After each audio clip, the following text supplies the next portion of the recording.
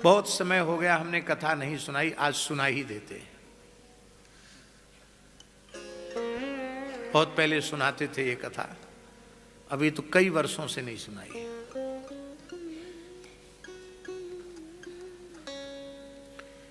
ये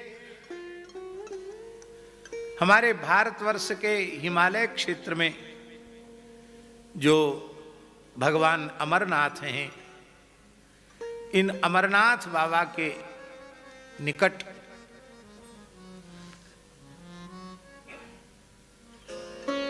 एक विशाल वटवृक्ष के खोहड़ में एक अंड के रूप में प्रकट हो गए। अंड के रूप में प्रकट हो गए, ये कहने का प्रयोजन ये है कि ये किसी शुक और सुकी के गर्भाधान से अंड के रूप में उत्पन्न नहीं हुए, नित्य गोलोक से आए और अपने संकल्प से ही एक अंडे के रूप में वहां विराजमान हो गए। और इसी समय की बात है,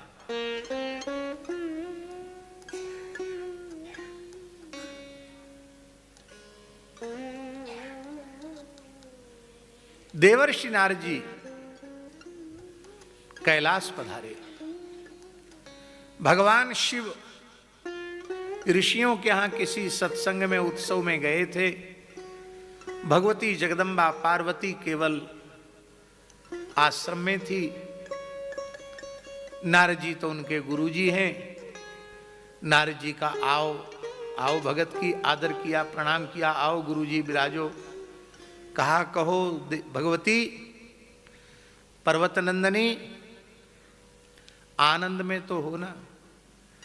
पार्वती जी बोली गुरुजी क्या बतावें, इतना प्रेम भगवान शंकर देते हैं, इतना प्रेम देते हैं, इतना प्रेम देते हैं, मैं उस प्रेम का अपनी वाणी से वर्णन नहीं कर सकती। उन्होंने तो मुझे अपना अर्धांग ही बना रखा है। इतना प्रेम देते हैं कि मुझे अपने अंक में स्थान देते हैं, गोद में स्थान देते हैं। पार्वती भगवान शिव के द्वारा प्राप्त प्रेम का वर्णन कर रही थी और नारद जी तो लीला करने पधारे थे। कुछ अनमने से ढंग से नारद जी ने सुना और सुनने के बाद कहा हाँ ठीक है, आपकी अनुभूति है तो उससे हमारा कोई विरोध नहीं है, अच्छी बात है। आप उनके प्रेम को प्राप्त करके धन्य हो रही हैं, ये तो अच्छी बात है, बहुत अच्छी बात है। पार्वती जी ने कहा गुरुजी आपने जैसी अभिव्यक्ति आपको करनी चाहिए थी वैसी आपने थोड़ा, आपका लहजा दूसरा है। नारद जी ने कहा अब ज्यादा पीछे मत पड़ो पूछने के। हाँ नहीं गुरुजी ये तो बता ही दीजिए। बोले देखो प्रेम तो है, ऊपर ऊपर का प्रेम है, भीतर का नहीं है। अब किसी देवी जी से ये कह दो कि तुम्हारे पति का प्रेम तो है लेकिन दिखावटी ऊपर ऊपर का है, भीतर का नहीं है, तो देवियां बहुत नाराज हो जाती हैं कि फिर भीतरी किससे है, फिर ऊपरी ऊपरी हमसे है तो भीतरी प्रेम फिर भला किससे है। पार्वती जी ने कहा नहीं गुरुजी ये बात हमारे गले नहीं उतर रही है। देखो इसलिए तो हम बता नहीं रहे थे, तुमने पूछा बता दिया, अब कहते गले नहीं उतर रही है। प्रेम तो करते हैं शिव जी पर तनिक कपट रखते हैं आपसे।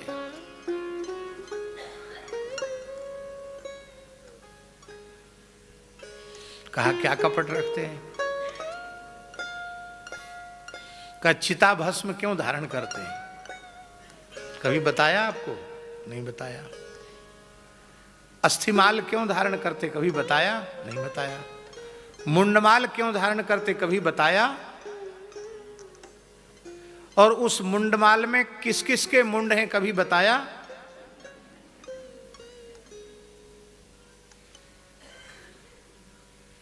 बोले ये हमने पूछा नहीं। बोले पूछ लेना, बताएंगे नहीं, यही तो कपट है।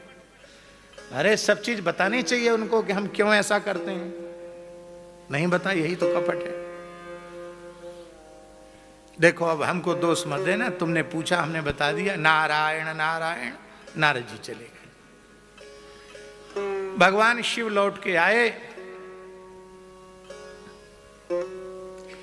देखा पार्वती जी बहुत अनमनी सी है, उदास हैं।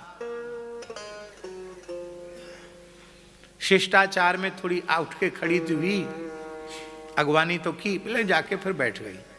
कहा तुम्हारा मुखारविंद प्रसन्नता से खिला रहता था, आज तुम उदास क्यों हो गए?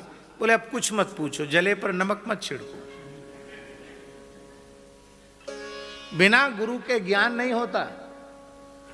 आज पता चला कि आप ऊपर ऊपर के प्रेम का प्रदर्शन करते हैं, दिखावटी प्रेम करते हैं, भीतर से प्रेम आपका नहीं है, आप थोड़ा कपट रखते हैं। शंकर जी ने कहा ये ज्ञान तुमको किसने दे दिया? कोई आया था क्या यहां? हाँ, हमारे पूज्य गुरुदेव भगवान श्री नारद जी आए थे। बोले वाह, तब तो हो गया काम। नारद जी पक्के गुरु हैं, तुम उनकी पक्की चेली हो। नारद जी जिसको पाठ पढ़ाते हैं उसको कच्चा पाठ पढ़ाते नहीं। प्रहलाद जी को पेट में भक्ति का पाठ पढ़ा दिया। कितने पक्के निकले प्रहलाद जी भक्ति में। जयति जगति मायाम यस्य काया धवस्ते वचन रचन में एकम केवलम चाकलय्य ध्रुवपदमपि यातो यत् कृपातो ध्रुवोयम सकल कुशल पात्रम ब्रह्मपुत्रम नतास्मि। अद्भुत है नारद जी। शंकर जी ने कहा भला कौन सा कपट हमने तुमसे किया? कई चिता भस्म क्यों लगाते हो? अस्थिमाल क्यों धारण करते हो? मुंडमाल क्यों पहनते हो? इसमें किस किस के मुंड हैं? शंकर जी ने कहा हम लोग अवधूत परमहंस योगी हैं, ज्यादा गहराई में नहीं उतरना चाहिए। ये कोई पूछने की बात है? और कुछ पूछो। अब पक्की बात हो गई कि आप कपट करते हैं। गुरुजी तो कह रहे थे कि तुम पूछ लेना, नहीं बताएंगे। नट गए ना आप, मना कर दिया आपने।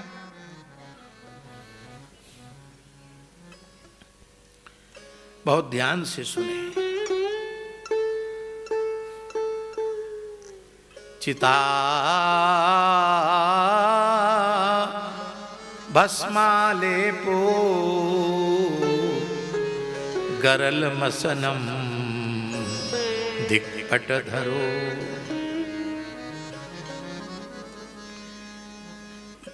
विमुख प्राणियों की चिता की भस्म भगवान शिव अपने श्रीअंग से नहीं लगाते हैं। ये जो विशुद्ध भगवत भक्त हैं,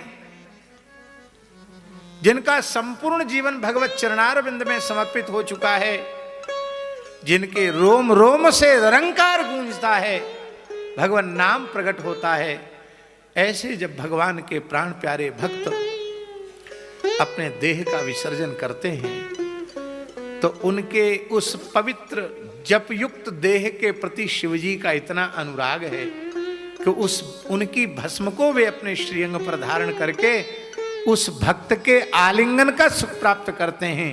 और उस भस्म की रज के एक एक कण से हरिनाम प्रकट होता है। भक्त की अस्थियों से भगवान नाम प्रकट होता है। आप लोगों ने जटिया बाबा का नाम सुना है? यहां कोई जटिया बाबा का परिकर है क्या? ठाकुर श्री विजय कृष्ण गोस्वामी, जिनका उपनाम जटिया बाबा था, बंगाल की धरती के महान सिद्ध संत हुए, महान योगीराज संत हुए श्री जटिया बाबा। आज भी उनकी परंपरा में सिद्धों की परंपरा है। श्री जटिया बाबा का जीवन चरित्र पढ़ने योग्य है। बड़े दिव्य संत थे श्री जटिया बाबा। श्री चैतन्य महाप्रभु के अत्यंत प्रिय पार्षद श्री अद्वैत प्रभु के वंश में उनका जन्म हुआ था। अब हम क्या कहें उनके चरित्र के बारे में? क्या कहें? बस इतना ही कहेंगे कि प्रत्येक भक्ति पथ के साधक को जटिया बाबा का जीवन चरित्र पढ़ना चाहिए। ऐसा जीवन चरित्र है। उनके एक शिष्य हुए कुलदानंद ब्रह्मचारी, उन्होंने सद्गुरु संग नामक पुस्तक लिखी। वो तो अद्भुत है साधकों के लिए।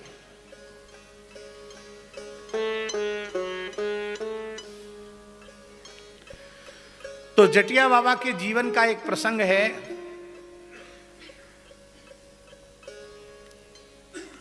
100-150 साल पुरानी बात है। वृंदावन में कुंभ का आयोजन था और आप इस जगह चलते चलते बैठ गए यमुना किनारे। लोगों ने कहा महाराज जी क्यों बैठे? बोले यहां कान लगाकर सुनो। तो लोगों ने कान लगाकर सुना तो वहां से हरिनाम की ध्वनि प्रकट हो रही थी। यहां से हरिनाम कैसे सुनाई पड़ रहा है? तब उन्होंने कहा कि एक नाम जापक महात्मा, उन्होंने यहां बैठकर भजन किया। भजन करते करते उनका शरीर शांत हो गया। उनका शरीर यहां मिट्टी के भीतर है। संत तो भगवत धाम चले गए, किंतु उन्होंने इतना भजन किया है, इतना भजन किया है, इतना भजन किया है, उनकी हड्डी में से राम नाम प्रकट हो रहा है।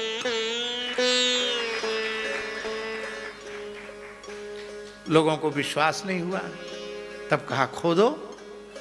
खोदा तो नाम सबको स्पष्ट सुनाई पड़ने लग गया। तब आपने उन अस्थियों को लेकर यमुना जी में विसर्जित किया।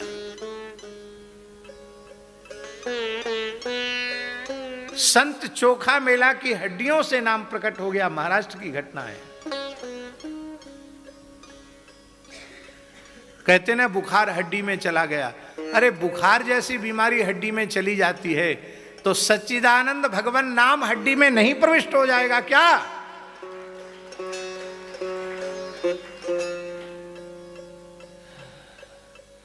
भजन करने वालों का देह दूर से देखने में सामान्य देह के जैसा लगता है, पर वो सामान्य देह नहीं होता है। उसमें निरंतर नाम का गुंजन होता रहता है।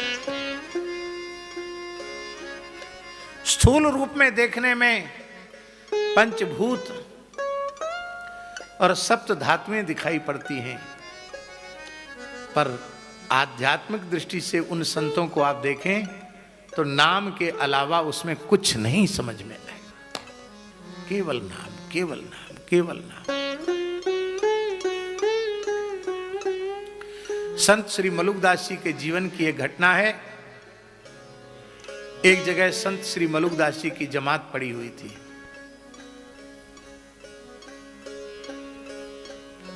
एक ग्वालिन थी, उसकी संत सेवा में बड़ी श्रद्धा थी और उसका पति था वो बहुत दुष्ट प्रकृति का था, बड़ा विमुख था। वो साधु संतों को बिल्कुल नहीं मानता था। तो ये बेचारी चोरी करके अपने पति की नजर से बचा के दूध दही घी संतों के यहां सेवा में पहुंचा देती थी। और जब पति को पता चलता तो गाली भी खानी पड़ती, पिटाई भी खानी पड़ती।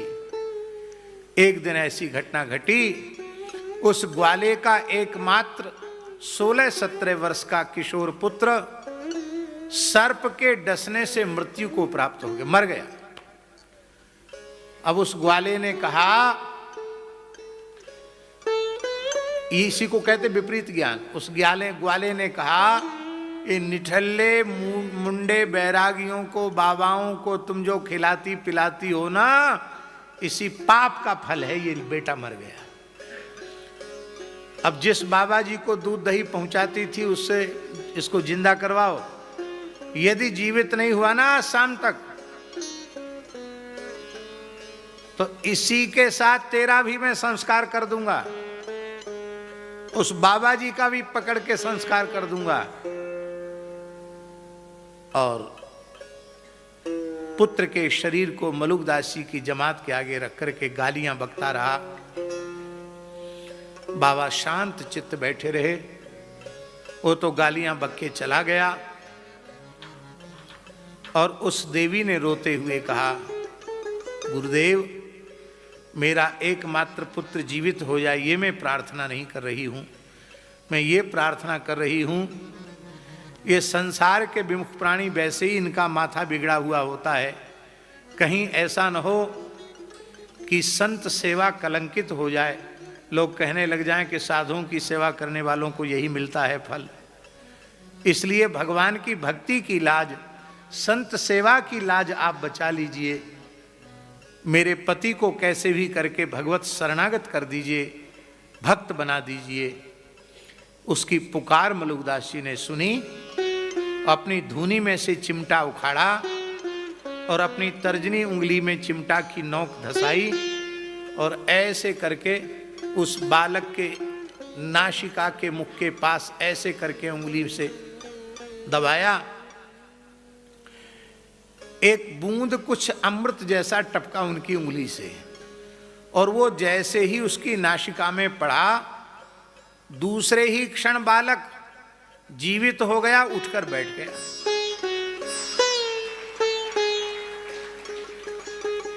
ग्वाला भी शरणागत हो गया, सब भक्त हो गए।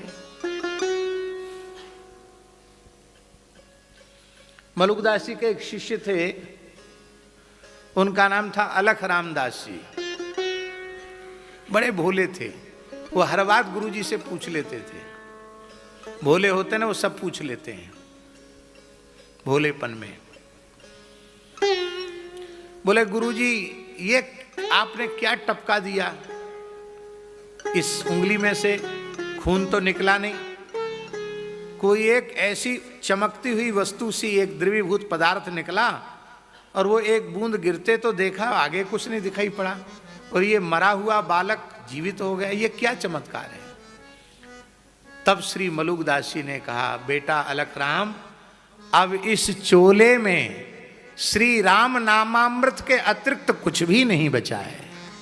नख से शिख तक केवल और केवल श्री राम नाम का अमृत है। उस राम नाम के अमृत की एक बूंद से मैंने इस बालक को जीवित किया है।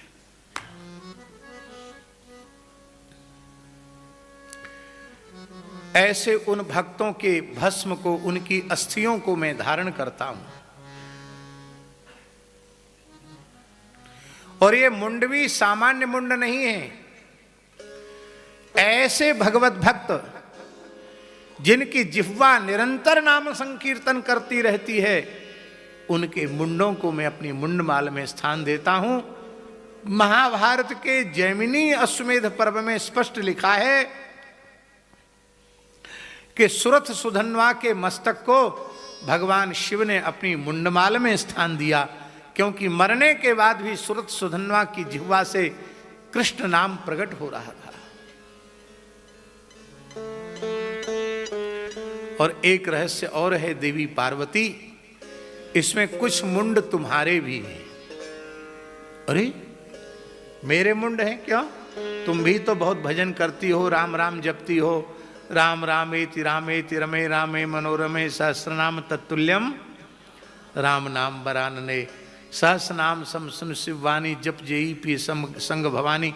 तुम्हारा मुंड भी मैं, जब तुम्हारा समय पूर्ण हो जाता है तो तुम्हारे मुंड को भी मैं अपने मुंड माल में स्थान देता हूं। कितने मुंड हैं हमारे? बोले देख, अब तुम ही गिनती कर लो कितने, बहुत हैं।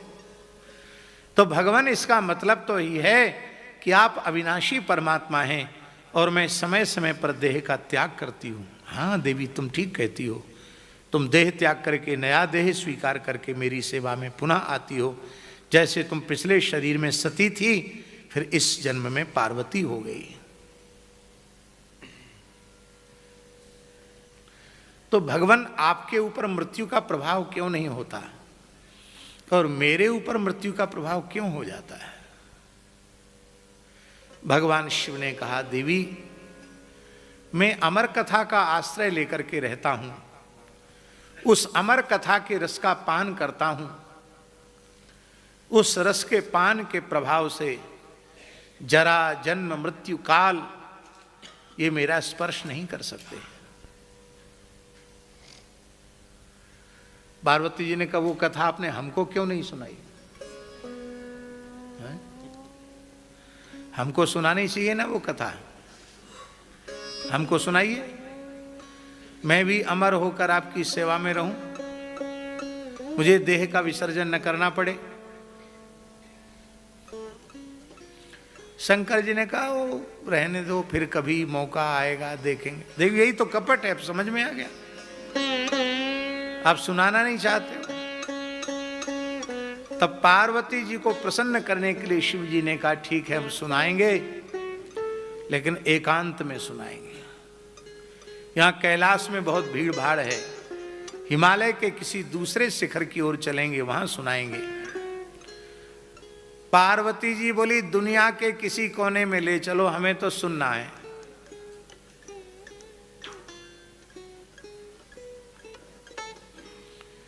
भगवान शिव चले, नंदीश्वर पर विराजमान होकर के चले। तो सबसे पहले उनको एकांत में सुनाना है ना कथा, तो सबसे पहले नंदी को छोड़ दिया उन्होंने। कहां छोड़ा नंदी को? आप लोगों में से अमरनाथ कौन कौन गए हैं? आप भी गए। पहलगांव गए हैं? ये पहलगांव नहीं है, इस गांव का नाम है बैलग्राम। क्या नाम है? बैलग्राम नाम है इसका, वृषभग्राम। वृषभग्राम से बैलगाम, बैलगाम से पहलगाम हो गया। पहलगाम मतलब होता वहां नंदीश्वर को छोड़ा, तो पहलगाम हो गया। आगे आप चलेंगे तो शेषनाग वाली झील आती है, गणेश टॉप आता है, वहां कार्तिकेय गणेश जी को छोड़ दिया, तुम यहीं रहो। और आगे बढ़े तो अपने कंठ के शेषनाग को छोड़ दिया। वो शेषनाग वाली झील आज भी है, हम वहां एक रात्रि विश्राम किया हमने वहां से आगे चलकर पंचतरणी है, वहां गंगा जी को छोड़ दिया, चंद्रमा को छोड़ दिया, केवल शिव और पार्वती हैं बस। और उस पवित्र गुफा में विराजमान हो गए, जिस गुफा को इस समय अमरनाथ गुफा कहते हैं। बोलो श्री अमरनाथ बाबा की जय। ये अमरनाथ जी की गुफा। भगवान शंकर समाधिस्थ होकर अमर कथा सुनाने लगे और भगवती जगदम्बा पराम्बा श्री पार्वती जी नेत्र बंद करके समाधिस्थ होकर कथा सुनने लगी। किंतु शंकर भगवान ने पहले ही पार्वती जी को कह दिया था, हम आंख बंद करके कथा कहेंगे और तुम हुंकारी भरते जाना, हूं हूं बोलते जाना, जिसमें हमको पता चले कि तुम सुन रही हो। तुम हुंकारी बंद कर दोगी तो हम कथा बंद कर देंगे। हम तो आंख मूंद के कथा कहेंगे, आंख खोल के कथा कहें तो पता चले। तो मैं नेत्र बंद करके कथा कहूंगा, तुम्हारी हुंकारी का शब्द हमारे कान में पड़ना चाहिए। भगवान शंकर ने कथा आरंभ के पहले डमरू बजाया, इसलिए बजाया कि वहां के कोई पशु पक्षी वहां सब दूर चले जाए, सब दूर चले गए। डमरू को भी विसर्जित कर दिया, त्रिशूल को भी पृथक कर दिया। और जिस समय भगवान शंकर ने डमरू बजाया, डमरू के निनाद से वो बट वृक्ष के खोहड़ में जो अंड रूप में भगवान शुकदेव विराज रहे थे, अंड फूट गया, शुकदेव प्रकट हो गए। बोलो शुकदेव जी महाराज की जय। अब शंकर जी तो समझ रहे हैं कि केवल पार्वती जी सुन रही है। शंकर जी यही समझ रहे हैं कि केवल पार्वती जी सुन रही हैं, पर पार्वती जी के स्वर में स्वर मिलाकर सुखदेव जी भी सुन रहे हैं। पार्वती जी बोलती हूं, सुखदेव जी स्वर में बोलते हूं, एक साथ बोलते हूं, शंकर जी को पता न चले। कुछ लोग कहते हैं कि पार्वती जी को नींद आ गई कथा सुनते सुनते। ये कहना ठीक नहीं है, नींद नहीं आई। कथा में नींद नहीं आई पार्वती जी को। कथा रस में पार्वती जी इस प्रकार से डूब गई कि उनकी समाधि लग गई। और जब समाधि लग गई तो हुंकारी भरना बंद हो गया। शुकदेव जी ने विचार किया कि अब हुंकारी का शब्द शंकर जी को नहीं सुनाई पड़ेगा तो कथा बंद हो जाएगी, इसलिए हुंकारी वाली सेवा वो करते रहे। बीच बीच में करते रहे। कथा पूरी हो गई। शंकर जी ने नेत्र खोले तो देखा पार्वती जी समाधिस्थ हैं। तो पार्वती जी के तो समाधि लग गई, हूं हूं करने वाला कौन है? पार्वती जी को कहा, देवी क्या हुआ? भगवान आपकी कथा इतनी रसमयी थी कि मेरी तो समाधि लग गई।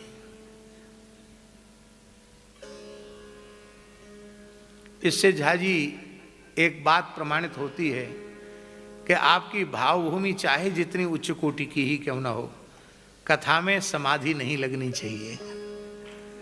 कथा के बाद समाधि लगे तो ठीक है, कथा के बीच में समाधि भी श्रेष्ठ, क्योंकि समाधि में फिर बाहर के शब्द का श्रवण होगा नहीं, तो आप कथा के रस से वंचित हो जाएंगे। फिर ये हुंकारी कौन भर रहा था? भगवान मुझे तो पता नहीं कौन भर रहा था। कौन हुंकारी भर रहा था? सुखदेव जी बोले, हूं। अच्छा, चोरी फिर सीना जोरी। हमने जिस अमर कथा को अपने पुत्र कार्तिकेय गणेश को नहीं सुनाया, नंदीश्वर बेचारे जो हमेशा हमारा वाहन बन के रहते उनको नहीं सुनाया, अपने कंठ के शेष नाग को नहीं सुनाया, चंद्रमा को नहीं सुनाया, वो कथा इसने बिना मेरी आज्ञा के चोरी चोरी कैसे सुन ली? मैं इसे दंड दूंगा। और भगवान शिव त्रिशूल लेकर के दौड़े। शुकदेव जी, हिमालय की ही तो घटना है, शुक लीला सुख भाग कर वहां से व्यास गुफा में आ गए। व्यास गुफा जहां बद्री का आश्रम है, व्यास भगवान का आश्रम है, सम्याप्रास आश्रम। उस समय भगवान व्यास की पत्नी वटिका सूर्य भगवान को अर्घ दे रही थी। ए ही सूर्य सहस्रांशो तेजो रासे जगतपते अनुकंपय माम भक्त्या ग्रहणार्घ्यम दिवाकर, ये बोल करके सूर्य अर्घ दे रहे थे। देखो, सनातन धर्म में पंचदेवोपासना प्रधान है। हर व्यक्ति को गणपति स्मरण, सूर्यार्घ, भगवती को प्रणाम, उनका पुष्पार्चन, भगवान शिव को जल चढ़ाना, भगवान नारायण का स्मरण करना, ये अवश्य करना चाहिए।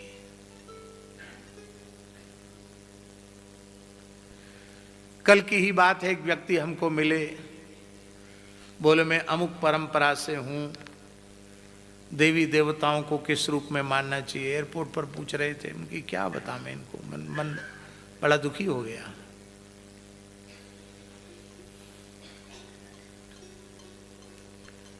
इस भेद बुद्धि से साधक के हाथ में केवल अपराध लगता है और कुछ उसको हासिल नहीं होता है। इसलिए पंचदेवोपासन करते हुए अपने इष्ट आराध्य के प्रति अंगी भाव, शेष स्वरूपों के प्रति अंगभाव रखना चाहिए और उन्हें उन्हीं का स्वरूप समझना चाहिए। जैसे हम आपको निवेदन करें,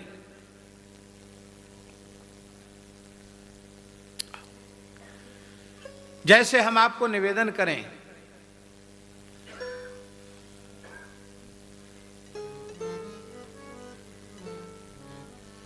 आप लोगों के घर में भगवान की सेवा पूजा तो विराजमान है, पर ये पूरी नहीं है, ये अधूरी है। आप लोग कहें जी अच्छे कथा कहने वाले बाबा जी आ गए रांची में, हमारी पूजा कोई अधूरी बता दिया। हाँ, आप पूजा कर रहे हैं वो पूरी नहीं है, अधूरी है। कैसे अधूरी है? आपकी संपूर्ण पूजा तब मानी जाएगी यदा मध्ये तु गोविंदः आग्नेयाम गणपम यजेत। मध्य में गोविंद हैं, राम कृष्ण नारायण आपके मध्य में विराजमान हैं प्रधान ठाकुर जी के रूप में, तो अग्नि कोण में गणपति विराजमान होने चाहिए।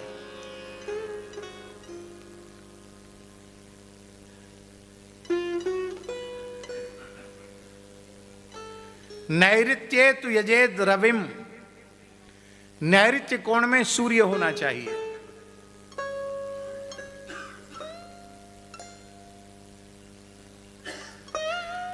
वायव्य कोण में भगवती दुर्गा होनी चाहिए और ईशान कोण में भगवान शिव होना चाहिए। ध्यान में आई बात।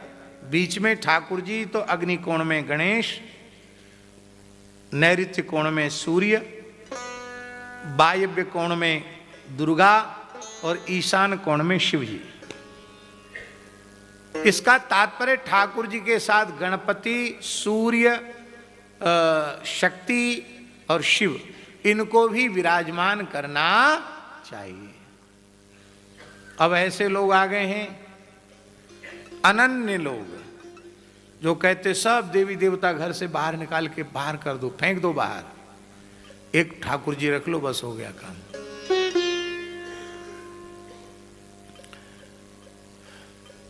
प्रत्येक महीने में संकष्टी और वैनायकी चतुर्थी आती कि नहीं बोलो?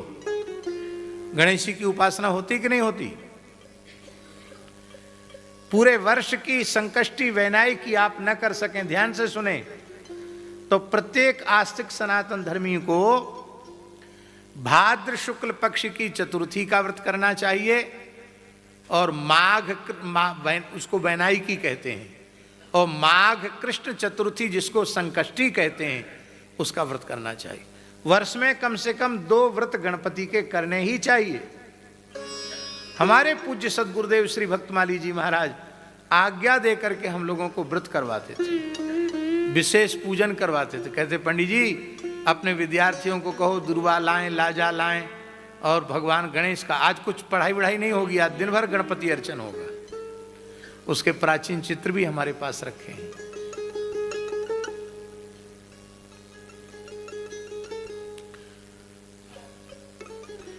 साल में 2 बार नवरात्रि आती है। आप दुर्गा का पूजन करते हैं कि नहीं करते? दुर्गाष्टमी का व्रत करते हैं कि नहीं करते हैं? कन्याओं को भगवती दुर्गा के रूप में पूजन करके उनके चरणों को धोते हैं कि नहीं धोते हैं? उनका भगवती के रूप में आदर करते हैं कि नहीं करते हैं?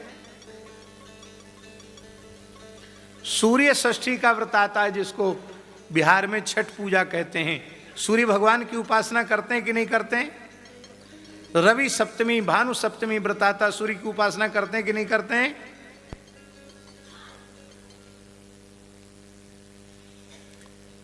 शिवरात्रि का अवसर आता है, प्रत्येक सनातनी व्यक्ति शिवरात्रि का व्रत करता है कि नहीं करता है?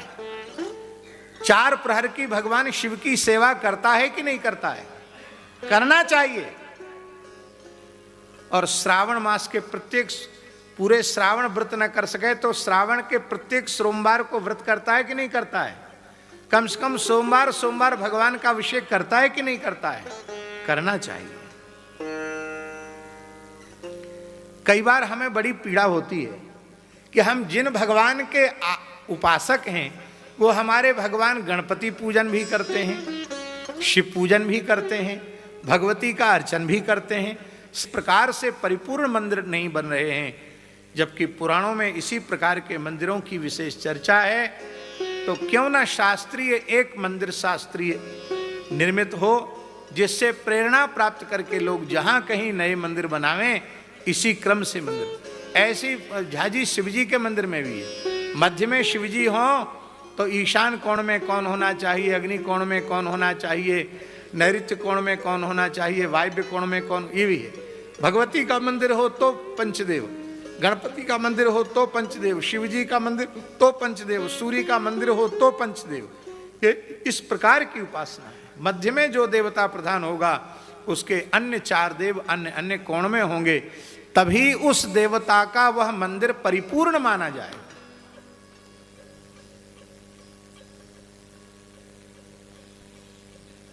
अब वो भाव तो भगवान की प्रेरणा से जग गया है, जब उसकी पूर्ति होवे। क्योंकि उत्तराखंड में कुछ भी बनाना, और वो भी मार्बल पत्थर में बनाना, बहुत विशाल बनाना, वो भी बहुत सामान्य खर्च नहीं है। अब कितना बड़ा खर्च है ये तो ठाकुर जी जाने। पर अनुमान ऐसा लगा रहे हैं बनाने वाले लोग कि 50 करोड़ के ऊपर पहुंचेगा मंदिर बनते बनते।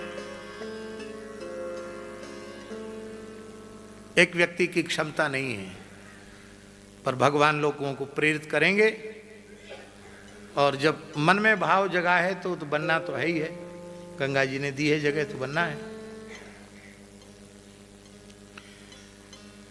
हम इस विषय को लेकर कह रहे थे, प्रत्येक आस्तिक व्यक्ति, स्त्री हो अथवा पुरुष हो, सूर्यार्घ रोज देना चाहिए। उससे जीवन में तेजस्विता आती है। बहुत ध्यान से सुने माताएं, गर्भिणी माताएं यदि त्रिकाल सूर्यार्घ दें, प्रातः, मध्याह्न और सायं, तो उनके गर्भ की जो संतान है, कन्या हो अथवा पुत्र, अत्यंत तेजस्वी होते हैं, बहुत प्रखर होते हैं, तेजस्वी होते हैं। आप अपनी संतान को उत्कृष्ट बनाना चाहती हैं तो सावधानी गर्भ से ही आरंभ कर दीजिए।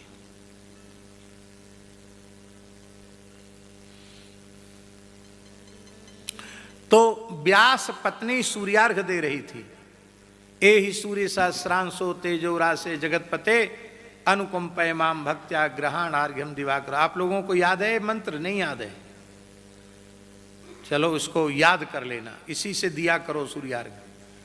बोलो, ए ही सूर्य सहस्रांशो, ए ही सूर्य सहस्रांशो, तेजोरासे जगतपते, तेजोरासे जगतपते, अनुकंपय माम भक्त्या, अनुकंपय माम भक्त्या, गृहाणार्घ्यम दिवाकर, गृहाणार्घ्यम दिवाकर। इस तरह से नित्य सूर्यार्घ देना चाहिए। तो वो सूर्यार्घ दे रही थी, उसी समय भगवान शुकदेव उनके मुख में सूक्ष्म रूप से प्रविष्ट हो गए।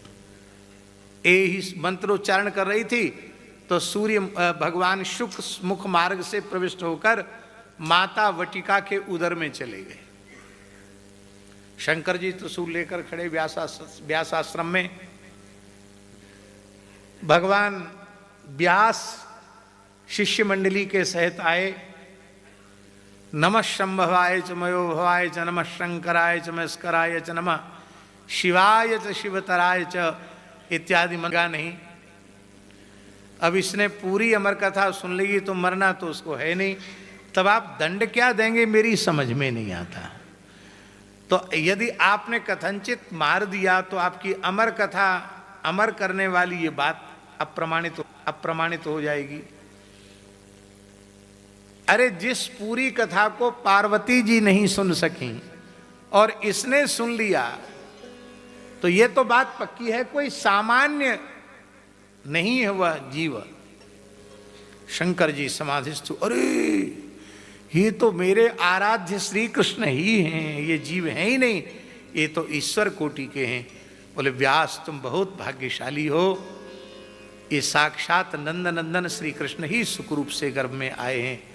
और अब तक जो अमर कथा मैं किसी को नहीं सुनाता था, अब ये सुख रूप से प्रकट होकर अमर कथा सबको सुनाएंगे।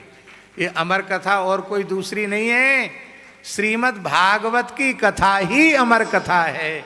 श्रीमद् वाल्मीकि रामायण की कथा ही अमर कथा है।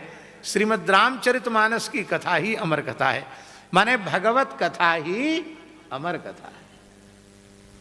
इस कथा के रस को निरंतर यदि कोई पीवे तो वह अजर अमर हो जाएगा। प्रमाण हम देते हैं।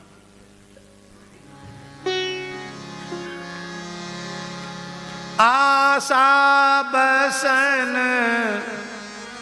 व्यसन यह तीन,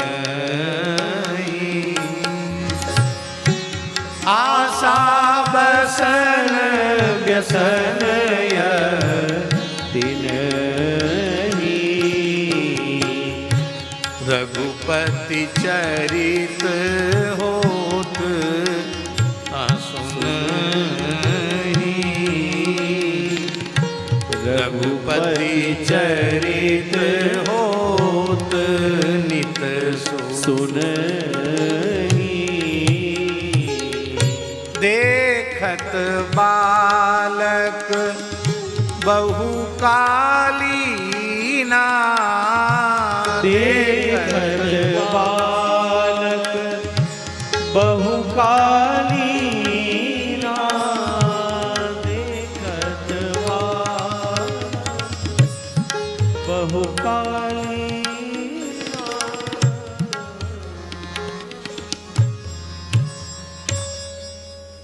हरिशरणमित्येवं मुखे येषां वचः अतः काल समादिष्टा जरायुष्मान न वादते। हरिशरणमित्येवं नित्यं येषां मुखे वचः अतः काल समादिष्टा जरायुष्मान न वादते। सदा वैकुंठ निलया हरिकीर्तन तत्परा लीलामृत रसोन्मत्ता कथा मात्रेक जीवना। हरिशरणमित्येवं नित्यं येषां मुखे वचः अतः काल समाधिष्ठा जरायुष्मान न वादते। सनकादिक प्रमाण है इसका, सुखदेव जी प्रमाण है इसका। आज भी सुखदेव जी सदेह विराजमान है, 16 वर्ष के ही हैं सुखदेव जी, ना उम्र घटी न बढ़ी। सनकादिक भगवान आज भी 5 ही वर्ष के हैं। नारद जी आज भी ज्यों के त्यों ही हैं। इस अमर कथा रस का पान करने वाले अजर अमर हो गए।